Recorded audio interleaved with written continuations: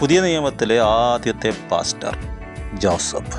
നോക്കിക്കേ, കന്യക ഗർഭിണിയായ ഒരു മകനെ പ്രസവിക്കും, അവന് ദൈവം നമ്മോടുകൂടെ എന്നർത്ഥമുള്ള ഇമ്മാനുവേൽ എന്ന് വിളിക്കപ്പെടുമെന്ന് പ്രവാചകനാൽ എഴുതപ്പെട്ടതാണ്. പക്ഷെ ദൂതൻ പറഞ്ഞു, മോനെ, നീ നീതിമാനാണ്. നീതിമാനായിട്ടും മറ്റുള്ളവരെ കല്ലെറിയാൻ അവസരം ഉണ്ടായിട്ടും നീ എറിയാത്തത് കൊണ്ട് നിനക്ക് സ്വപ്നം തരും. ദാവീദിൻ്റെ മകനെ എന്നുള്ള വിളി നിനക്ക് തരും. നീ റിസ്ക് എടുത്ത കൊണ്ട്. നോക്കിക്കേ, ദൈവം നമ്മോട് കൂടെ. ഇതല്ല, അവൻ തൻ്റെ ജനത്തെ അവരുടെ പാപങ്ങളിൽ നിന്ന് രക്ഷിക്കാനുള്ളതുണ്ട്. നീ അവളൊരു തെറ്റുകാരിയാണെന്ന് നിനക്ക് തോന്നിയിട്ടും നീ അവളോട് ക്ഷമിച്ചതുകൊണ്ട് ഈ പേര് നീ ഇടണം.